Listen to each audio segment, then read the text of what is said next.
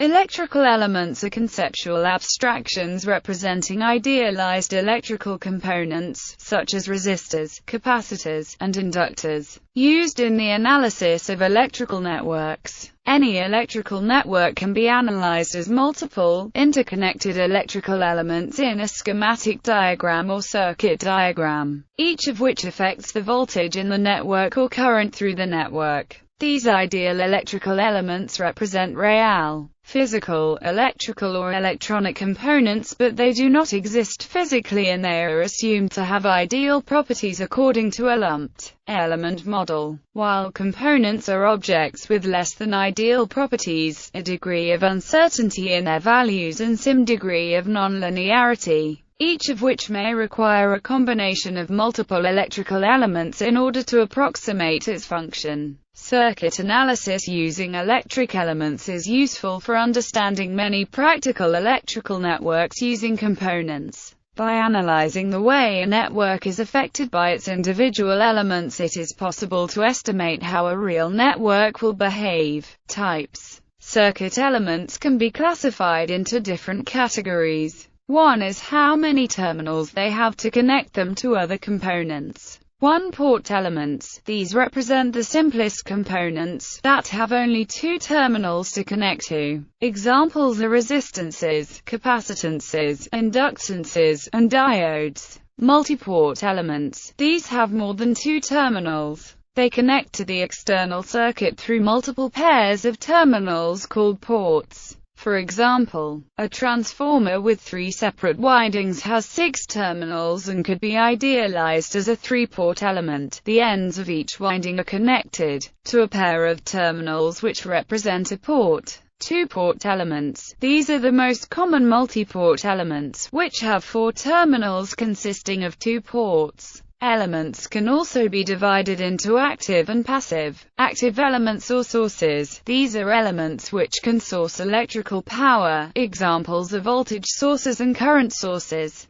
They can be used to represent ideal batteries and power supplies. Dependent sources. These are 2-port elements with a voltage or current source which is proportional to the voltage or current at a second pair of terminals. These are used in the modeling of amplifying components such as transistors, vacuum tubes, and op-amps. Passive elements. These are elements which do not have a source of energy. Examples are diodes, resistances, capacitances, and inductances. Another distinction is between linear and nonlinear. Linear elements. These are elements in which the constituent relation, the relation between voltage and current, is a linear function. They obey the superposition principle. Examples of linear elements are resistances, capacitances, inductances, and linear dependent sources. Circuits with only linear elements, linear circuits, do not cause intermodulation distortion, and can be easily analyzed with powerful mathematical techniques such as the Laplace transform. Nonlinear elements. These are elements in which the relation between voltage and current is a nonlinear function. An example is a diode, in which the current is an exponential function of the voltage. Circuits with nonlinear elements are harder to analyze and design, often requiring circuit simulation computer programs such as SPICE.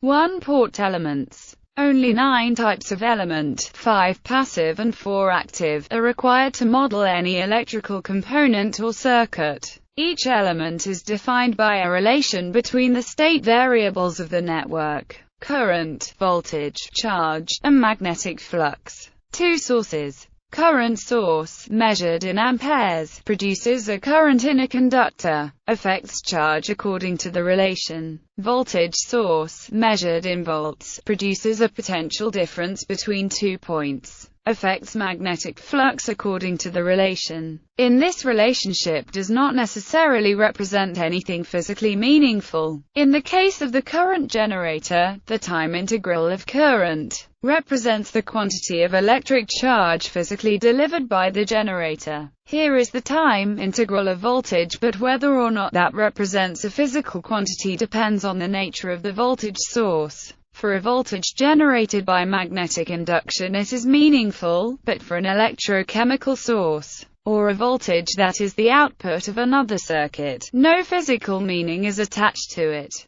Both these elements are necessarily nonlinear elements. See non-linear elements below. 3 passive elements. Resistance, measured in ohms, produces a voltage proportional to the current flowing through the element. Relates voltage and current according to the relation. Capacitance, measured in farads, produces a current proportional to the rate of change of voltage across the element. Relates charge and voltage according to the relation. Inductance, measured in henries, produces the magnetic flux proportional to the rate of change of current through the element. Relates flux and current according to the relation. 4 abstract active elements. Voltage-controlled voltage source generates a voltage based on another voltage with respect to a specified gain. Voltage-controlled current source generates a current based on a voltage elsewhere in the circuit, with respect to a specified gain. Used to model field effect transistors and vacuum tubes. The gain is characterized by a transfer conductance which will have units of Siemens. Current-controlled voltage source generates a voltage based on an input current elsewhere in the circuit with respect to a specified gain. The gain is characterized by a transfer impedance which will have units of ohms. Current-controlled current source generates a current based on an input current and a specified gain. Used to model bipolar junction transistors. These 4 elements are examples of 2-port elements. Nonlinear elements. In reality, all circuit components are nonlinear and can only be approximated to linear over a certain range. To more exactly describe the passive elements, their constitutive relation is used instead of simple proportionality. From any 2 of the circuit variables there are 6 constitutive relations that can be formed. From this it is supposed that there is a theoretical 4th passive element since there are only 5 elements in total found in linear network analysis. This additional element is called Memristor. It only has any meaning as a time-dependent nonlinear element. As a time-independent linear element it reduces to a regular resistor. The constitutive relations of the passive elements are given by resistance. Constitutive relation defined as capacitance. Constitutive relation defined as inductance. Constitutive relation defined as memristance. Constitutive relation defined as where is an arbitrary function of 2 variables. In some special cases the constitutive relation simplifies to a function of 1 variable. This is the case for all linear elements, but also for example, an ideal diode, which in circuit theory terms is a nonlinear resistor, has a constitutive relation of the form. Both independent voltage and independent current sources can be considered nonlinear resistors under this definition. The 4th passive element, the memristor, was proposed by Leon Chua in a 1971 paper, but a physical component demonstrating memristance was not created until 37 years later. It was reported on April 30, 2008, that a working memristor had been developed by a team at HP Labs led by scientist R. Stanley Williams. With the advent of the memristor, each pairing of the 4 variables can now be related.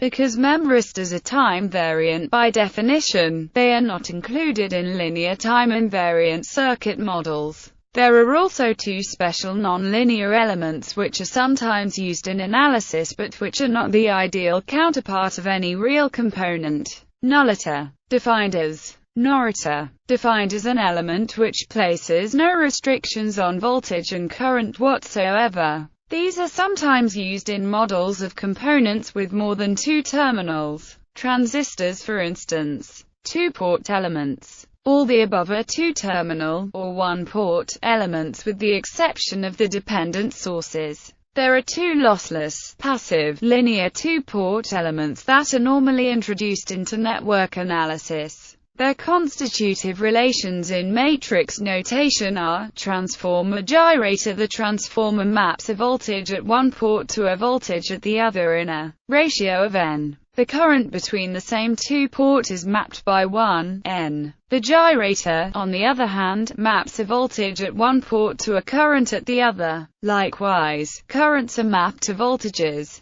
The quantity R in the matrix is in units of resistance. The gyrator is a necessary element in analysis because it is not reciprocal. Networks built from the basic linear elements only are obliged to be reciprocal and so cannot be used by themselves to represent a non-reciprocal system. It is not essential, however, to have both the transformer and gyrator. Two gyrators in cascade are equivalent to a transformer, but the transformer is usually retained for convenience. Introduction of the gyrator also makes either capacitance or inductance non-essential, since a gyrator terminated with one of these at port 2 will be equivalent to the other at port 1. However, transformer, capacitance and inductance are normally retained in analysis because they are the ideal properties of the basic physical components transformer, inductor and capacitor, whereas a practical gyrator must be constructed as an active circuit. Examples.